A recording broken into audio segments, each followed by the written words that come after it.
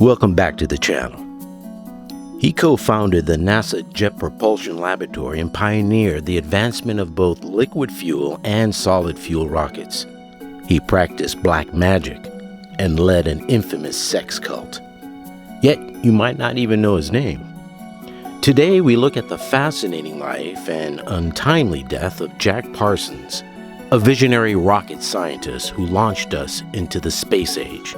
Parsons led a double life. By day, he was a visionary scientist and rocketry pioneer. By night, he practiced black magic and the occult. He was a colleague of Wernher von Braun and Robert Goddard, two of the most famous names in rocketry. He also worshipped Aleister Crowley and had a legendary relationship with L. Ron Hubbard. On a fateful day in June of 1952, an explosion ended the life of Jack Parsons. But was it an accident, or was there something more sinister at play? Join us as we unravel the secrets behind the explosion that killed Jack Parsons, American rocket engineer, chemist, and devout occultist. As a kid growing up in Pasadena, young Jack Parsons was captivated by the idea of traveling to the moon, eagerly devouring the works of Jules Verne and H.G. Wells. This curiosity grew into a passion for explosives. At the age of 12, he would scrape black powder from fireworks, packing it into casings to create makeshift rockets.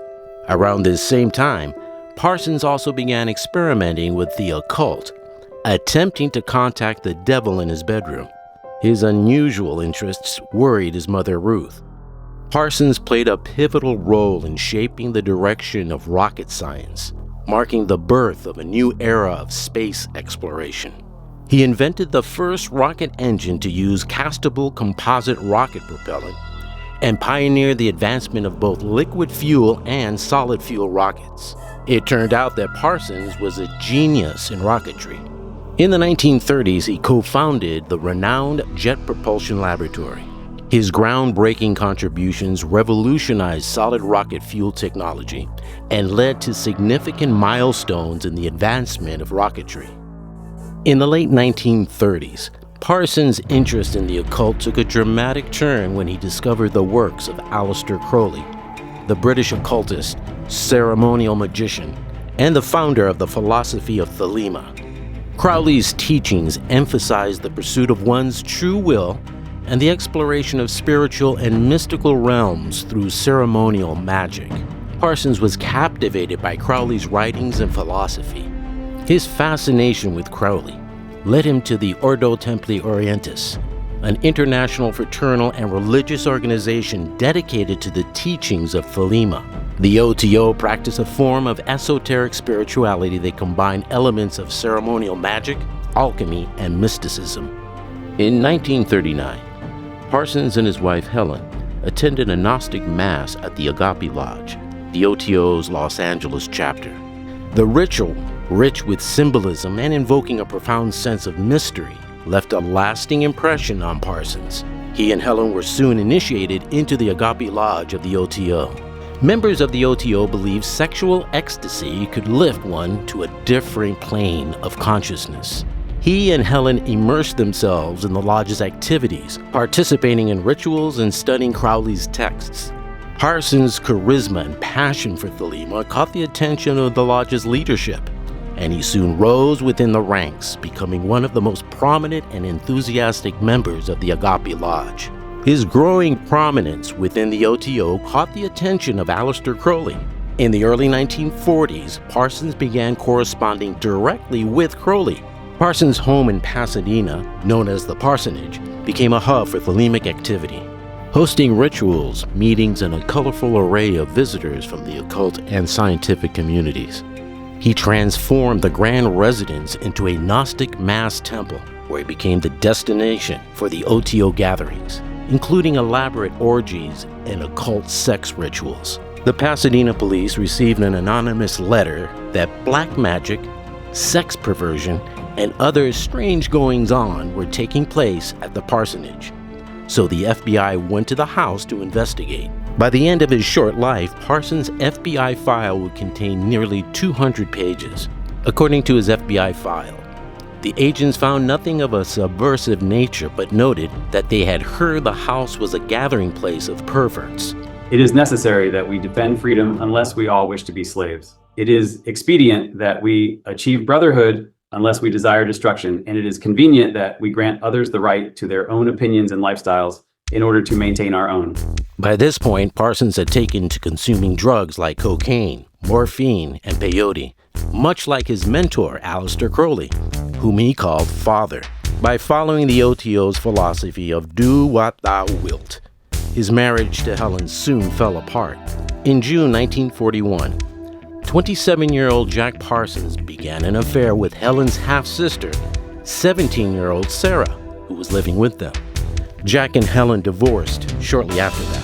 Few partnerships are as strange and compelling as that of Jack Parsons, the brilliant rocket scientist and fervent occultist, and L. Ron Hubbard, the science fiction writer who would go on to found Scientology. Their brief but intense collaboration is a tale of ambition, mysticism, and betrayal. Jack Parsons was at the height of his career as co-founder of the Jet Propulsion Laboratory and a rocketry and aerospace technology pioneer. However, as Parsons rose in the ranks of Crowley's OTO, he began to lose his standing at JPL and lost his security clearance. Soon, Parsons was no longer affiliated with JPL. His unconventional lifestyle caused tensions within the organization, and the loss of his position triggered a breakdown in him. Around the same time, L. Ron Hubbard, a prolific science fiction writer, was making a name for himself. Parsons introduced Hubbard to Aleister Crowley's Thelema philosophy, and Hubbard moved into the parsonage. Despite their vastly different backgrounds, the two men found common ground in their shared interest in the occult and the promise of unlocking hidden powers. Jack Parsons and L. Ron Hubbard's collaboration culminated in one of the most infamous occult experiments of the 20th century, the Babylon Working. Inspired by Crowley's teachings and fueled by Parsons' enthusiastic belief in Thelema, the Babylon Working was a series of rituals aimed at invoking the goddess Babylon, the embodiment of divine femininity and chaos. For several months, Parsons and Hubbard conducted a series of intense magical rituals known as the Babylon Working. These rituals aimed to conjure an elemental mate using Jack Parsons' bodily fluids to conceive a moonchild. Moonchild, by the way, is a novel by Aleister Crowley. Apparently Parsons or Hubbard or somebody is trying to produce a moonchild. I get fairly frantic when I contemplate the idiocy of these goats.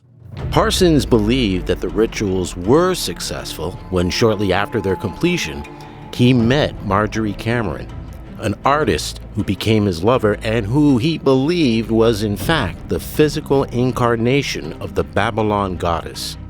Marjorie Cameron became an integral part of Parsons' life and magical work. Parsons married Marjorie Cameron, and he remained married until his premature death. Despite their initial camaraderie, Hubbard's intentions grew increasingly suspect. He convinced Parsons to invest a substantial amount of money in a business venture to buy boats, promising great returns. However, Hubbard's true motives soon became clear. He ran away with Parsons' money and his mistress, Sarah. This betrayal was a severe blow to Parsons, leaving him financially and emotionally devastated. Being in love, we create love. Being in hate, we create hate. And the image of the universe being in ourselves, the love or hate we create acts equally upon us. This is the great pragmatism of magic. Parsons' unconventional beliefs and lifestyle, coupled with the growing scrutiny from law enforcement and his peers, eventually led to his marginalization in the scientific community. Despite the problems, Parsons remained committed to Thelema until his untimely death in 1952. Was his death a tragic accident, a vendetta killing by a crooked cop, or a meticulously planned murder for selling classified secrets? In 1938, Parsons testified as an explosives expert in the trial of LAPD Captain Earl Kinnett, head of police intelligence and a corrupt cop. Thanks to Parsons' expert testimony, he was convicted and sent to prison. Kinnett, very likely harboring a vendetta, was released just days before Parsons' death from an explosion. Was it a strange coincidence? Or had Kennett rigged Parsons' house to blow up as payback for helping to send him to prison? Another theory proposes that Parsons was killed for selling secrets to other countries, such as Mexico and Israel, and his death was made to look like an accident to protect the conspirators. To pile tragedy upon tragedy, Parsons' mother Ruth killed herself by ingesting 45 sleeping pills just a few hours after her son had died. For his groundbreaking innovations, passionate advocacy for space exploration and human spaceflight, and foundational roles in establishing JPL, Parsons is regarded as one of the most important figures in the history of the U.S. space program. In a strange twist of fate, Jack Parsons is best known as one of the most prominent figures in propagating Thalima's occult philosophy in North America. An end to the slave morality, an end to all authority that is not based on courage and manhood, and an end to the authority of lying priests, conniving judges, and blackmailing police. If you found this video informative, be sure to like and subscribe for more explorations into history, spirituality, and the mysteries that continue to captivate our curiosity. Until next time, keep exploring, and may your journey be filled with enlightenment and divine guidance.